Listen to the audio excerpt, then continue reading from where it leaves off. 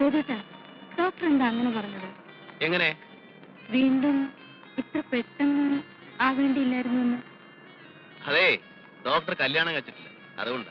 അല്ല പിന്നെ ഇതൊക്കെ ഇന്നപ്പോ വേണമെന്നും ഇന്നപ്പോ വേണ്ടെന്നും നമ്മൾ വിചാരിച്ചാൽ നടക്കുന്ന കാര്യങ്ങളും മറ്റും ആണോ വെച്ച്? ഞാൻ നമ്മുടെ ഓരോ ഗതികേട് ആലോചിക്കാൻ. കല്യാണം കഴിഞ്ഞിടയ്ക്ക് എവിടെയെങ്കിലും LFC എടുത്ത് ഒരു ഹണിമൂൺ ട്രിപ്പിന് പോകണമെന്ന് വിചാരിച്ചായിരുന്നു. അച്ഛനും അനിയത്തി ഒറ്റയ്ക്കാവുമല്ലോ എന്നായിരുന്നു നിർമ്മലയുടെ ഭക്ഷണം. സൗകര്യമായിട്ടൊന്ന് മാറി താമസിക്കാന്ന് വെച്ചാൽ അതും നടക്കണ്ടായി. അപ്പോഴേക്കും സോണിമോളുണ്ടായി. എന്നാ പിന്നെ സീതയുടെ കല്യാണം കഴിഞ്ഞിട്ടാകാം മുൻകാല പ്രാബല്യത്തോടു കൂടി ഒരു മധുവിധു എന്ന് കരുതിയപ്പോ ദേ കിടക്കുന്നു. ആരുടെ കുറ്റമാ? അയ്യോ, മോളിപ്പോ ഒറ്റയ്ക്കാണ്. എത്തുന്ന ബുദ്ധിമുട്ടിപ്പിക്കുന്നുണ്ടാവും. നിർമ്മലക്ക് എല്ലാ കാര്യത്തിലും ആവശ്യത്തിലും കൂടുതലാണ് കണ്ടത്. ഒന്ന് സമാധാനമായിട്ടിരുന്നേ. ഹരിയുടെ അമ്മ പരിചയമില്ലാത്ത ആളോ മറ്റോ ആണോ? അടുത്തിരുന്നേ.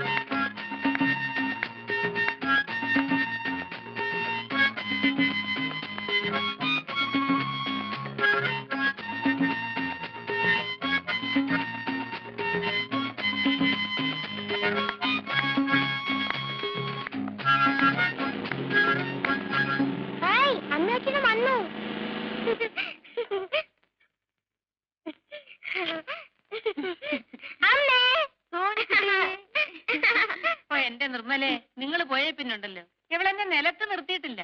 മുത്തശ്ശി മുത്തശ്ശി എന്നും പറഞ്ഞ് കയ്യെ തൂങ്ങിക്കൊണ്ട് പറമ്പായ പറമ്പ് മുഴുവൻ നടത്തലായിരുന്നു. പിന്നെ ദേ എവൻ വന്ന് ഈ കുന്ത്രാണ്ട് എടുത്ത് വായിക്കാൻ തുടങ്ങിയപ്പോഴാ ഒന്ന് അടങ്ങിയത്. വീട്ടിലേക്ക് കയറുന്നില്ലേ മോനെ? ഇല്ല, ഞങ്ങൾ ചെന്നിട്ട് വേണം ഇൻവിറ്റേഷനിലേക്ക് അഡ്രസ് ചെയ്താൽ. അച്ഛൻ കാത്തിരിക്കുക. ഓ, പറഞ്ഞ പോലെ കല്യാണം ഇങ്ങനെ നടത്തല്ലോ. പത്മനാഭൻ ചേട്ടൻ ഇപ്പൊ ഇരിക്കപ്രതി ഉണ്ടാവില്ല. ഇനി ഒരു കല്യാണം നടത്താനാണെങ്കിൽ സോണിമോള് വലുതായിട്ട് വേണ്ടേ?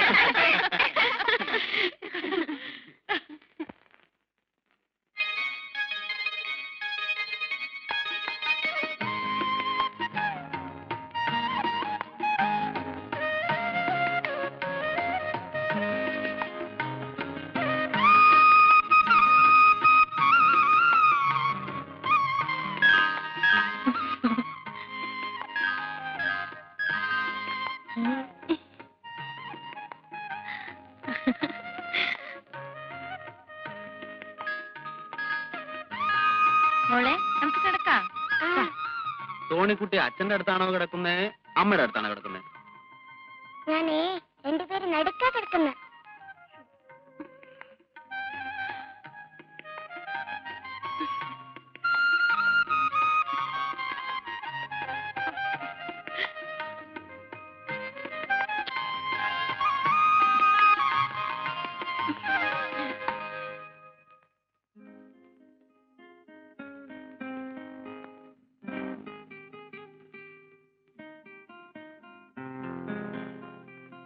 ഇവനൊരു നാണോ ഇല്ലല്ലോ എന്നാ ഞാൻ ആലോചിക്കുന്നത്. അല്ല, കല്യാണത്തിന് ഇനി ഇത്രയും ദിവസങ്ങളേ ഉള്ളൂ. കല്യാണ പെണ്ണിന്റെ വീട്ടിൽ എപ്പോഴും ഇങ്ങനെ ഇടിച്ച് കയറുകയെന്ന് വെച്ചാൽ ആ നാണക്കേടേ ഞാനങ്ങ് സഹിച്ചു. ഇല്ലേ മോളെ? ആ പിന്നെ നന്ദു വന്നത് ഏതായാലും നന്നായി. ഞാൻ അങ്ങോട്ട് ഫോൺ ചെയ്യാനിരിക്കുകയായിരുന്നു. എന്താ? 18-ാം തീയതി സോണിമോളുടെ ബർത്ത്ഡേ ആണ്. നന്ദു വരണം. 21-ാം തീയതി കല്യാണമാണെന്ന് കരുതി ഡെലിക്കസി ഒന്നും വേണ്ട. നമ്മൾ തമ്മിൽ അങ്ങനെ ഒരു ഫോർമാലിറ്റിയും വേണ്ട. വേറെ ആരും ഉണ്ടാവില്ല, നമ്മൾ മാത്രം. നന്ദു വരണം കേട്ടോ.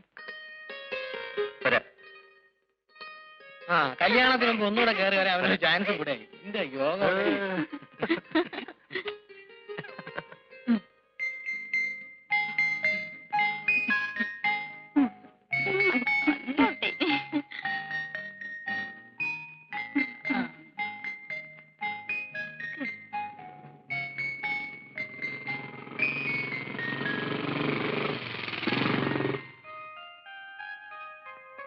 നന്ദു എത്തിയല്ലോ. എന്താ വൈകുന്നത് ഞാൻ ആലോചിക്കുകയായിരുന്നു.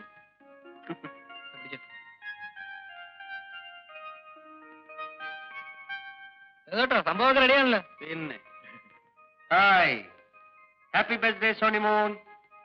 Thank you uncle. മോളെ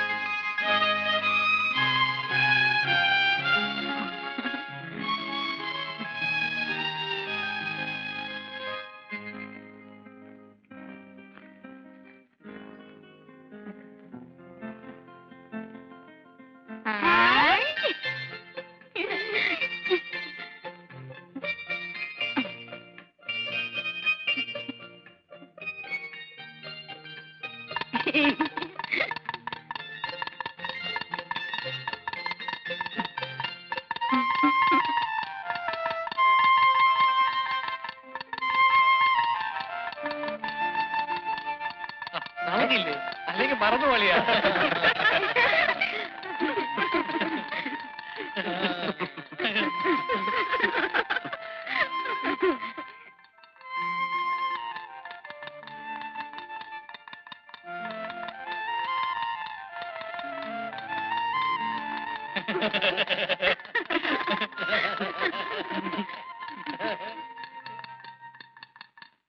അങ്കിൾ ഇതൊന്ന് വായിച്ചു. ഞാൻ വായിക്കാം, മോളിരി.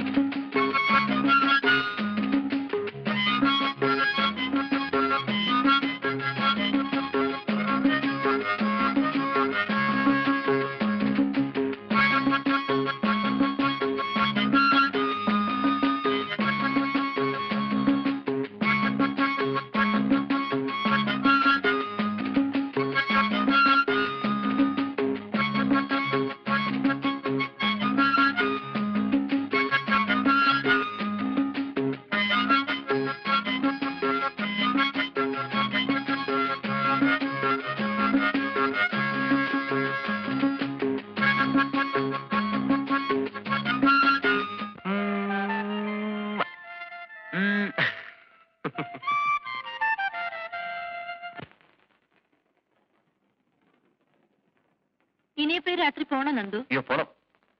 നമുക്ക് ഇവിടെ കൂടെ വേണോ നന്ദു? അത് പറ്റില്ല. കല്യാണത്തിന് ഇനി 3 ദിവസമല്ലേ ഉള്ളൂ. അവിടെ ആൾക്കാരൊക്കെ എത്തുമല്ലോ. അവിടെ ചെന്നിട്ട് കുറെ അറേഞ്ച്മെന്റ്സ് ചെയ്യാനുള്ളതാണ്. എന്നാ ചെല്ലേ, കൂടുതൽ വൈകിക്കണ്ട. നീ വരുന്നില്ലേ? അയ്യോ, നല്ലൊരു ദിവസമായിട്ട് ഞാൻ ഇവിടെ നിന്ന് വയറ് നിറച്ചു എല്ലാം കഴിച്ചിട്ടേ വരുന്നുള്ളൂ. അല്ലേ കേട്ടാ? ഇങ്ങനൊരു സാധനം. അപ്പൊ ശരി, എല്ലാവരോടും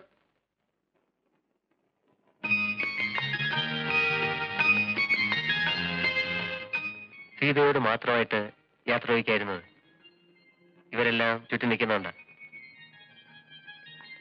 പോട്ടെ പോട്ടെ. ശരി.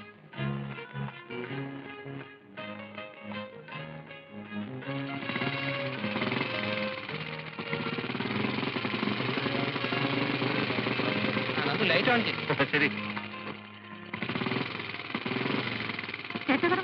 ടാറ്റാ.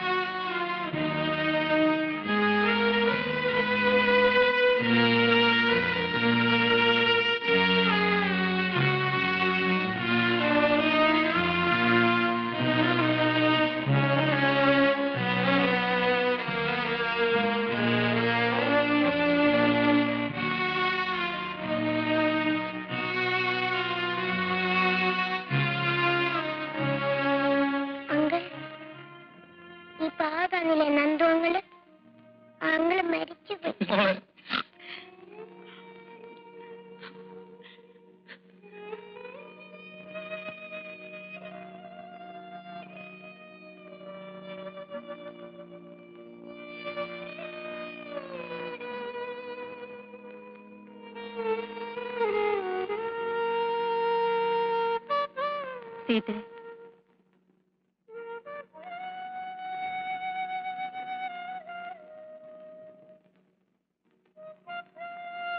സങ്കടപ്പെട്ടിട്ട് എന്താ കാര്യം? വിധിയുടെ നിശ്ചയം എങ്ങനെയാണെന്ന് വെച്ചാൽ സഹിക്കയില്ലേ നിവൃത്തിയുള്ളൂ.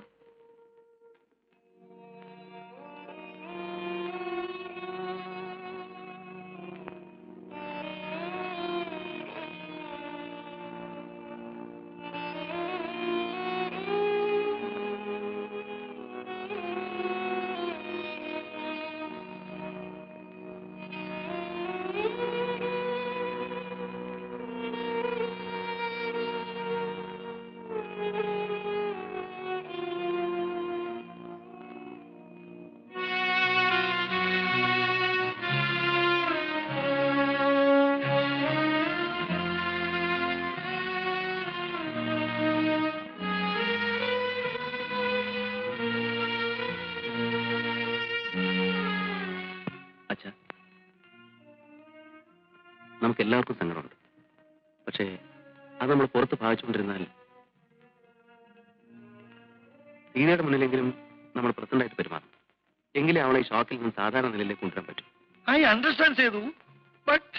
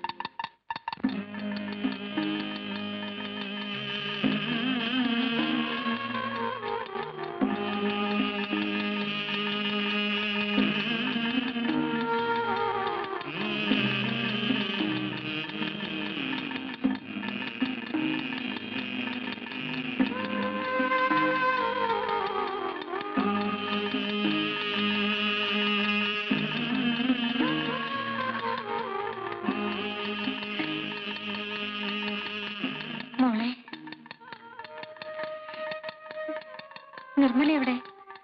മുറിയിലുണ്ട്. അല്ലെങ്കിലേ നിനക്ക് സുഖമില്ലാത്തത്. പ്രത്യേകിച്ച് ഗർഭിണിയായിരിക്കുമ്പോ സൂക്ഷിക്കണേ കുഞ്ഞെ. ആദ്യ പിടിച്ച് സൂക്കേടൊന്നും വരുത്തി വെക്കല്ലേ. എന്റെ കാര്യത്തിൽ സമാധാനമുണ്ട്. പാവം സീതയുടെ കാര്യം ഓർക്കുമ്പോ സങ്കടപ്പെട്ടിരുന്നിട്ട് എന്താ കാര്യം? വന്നതില്ലാതാക്കാൻ പറ്റുമോ? അതല്ല ചിറ്റുന്നേ, നന്ദു മരിച്ചെന്നറിഞ്ഞ പിന്നെ അവളൊന്ന് പൊട്ടിക്കരഞ്ഞിട്ട് പോലുമില്ല. എല്ലാം ഉള്ളിലൊതുക്കി പിടിച്ചിരിക്കുക. എനിക്കതാണ് പേടി. ഇവിടെ ഇപ്പൊ എന്താ സംഭവിക്കുന്നത്? ഒരു മരിച്ച വീട് പോലെ എല്ലാരും ഇങ്ങനെ വീർപ്പ് മുട്ടി നിൽക്കാൻ? അല്ല, ഞാൻ അറിയാഞ്ഞിട്ട് ചോദിക്കാം, ആരാ ഇവിടെ മരിച്ചത്? ഞാൻ പറയുന്നത് ഇങ്ങനെ സംഭവിച്ചൊരു ഭാഗ്യമായിരുന്നു. താലി കെട്ടിയതിന് ശേഷമായിരുന്നു സംഭവിച്ചിരുന്നെങ്കിലോ? അല്ല, അപകടം സംഭവിക്കാൻ ഇപ്പൊ ഇന്ന സമയമൊന്നും ഇല്ലല്ലോ.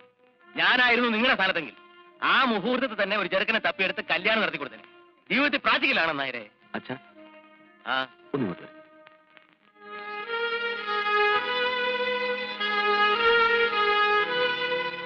അച്ഛൻ ഈ സമയത്ത് ഇങ്ങനെയൊക്കെ സംസാരിച്ചാലോ? ആ സമയത്തിന് എന്താ കുഴപ്പം? ഞാൻ പറഞ്ഞത് എന്താ തെറ്റ്? എടാ, മനസ്സിൽ എത്തിരിക്കും വെച്ച് താമസിക്കും, പെണ്ണിനെ ഇറക്കി വിടണം. അതാ ബുദ്ധി. അച്ഛാ പ്ലീസ്. ആ എനിക്കല്ല, ഞാൻ പറയാനുള്ള പറഞ്ഞു, അത്ര തന്നെ. ഞാൻ സമ്മതിക്കില്ല. നിങ്ങൾക്കാർക്കും അവളുടെ മനസ്സറിഞ്ഞുകൂടാഞ്ഞിട്ടാ. അവളുടെ മനസ്സാകെ തകർന്നു നിൽക്കുമ്പോൾ ഇനി ഇവിടെ നിന്നുകൂടി വിട്ടുനിന്നാലോ? ഇപ്പോഴത്തെ അന്തരീക്ഷത്തിൽ ഇവിടെ നിന്ന് മാറി നിൽക്കുന്നതാണ് സീതയ്ക്ക് നല്ലത്. She needs a change. സേതുവേട്ടൻ അങ്ങനെ പറയാം. സീതയുടെയും കൂടെ നന്മ മനസ്സിൽ കണ്ടുകൊണ്ടല്ലേ ഞാൻ പറയും. എന്നെ വിശ്വസിക്കൂ. കുറച്ച് ദിവസം ഇവിടെ നിന്ന് മാറി നിന്നാൽ ഹോസ്റ്റലിലെ ഫ്രണ്ട്സും ബഹളവും ഒക്കെ കൂടെ ആവുമ്പോൾ അവളുടെ മനസ്സിന് ടെൻഷൻ ഒന്ന് അയഞ്ഞു കിട്ടും. അവൾക്കും അത് ആവശ്യമാണെന്ന് തോന്നുന്നുണ്ടല്ലേ അവളും പോണമെന്ന് പറയുന്നു.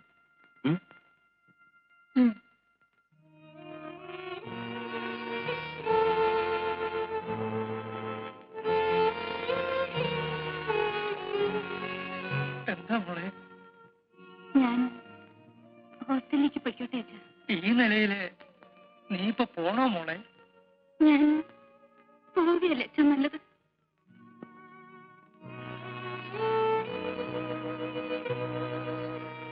ആ, നിനക്ക് അങ്ങനെയാണ് തോന്നുന്നെങ്കിൽ പിന്നെ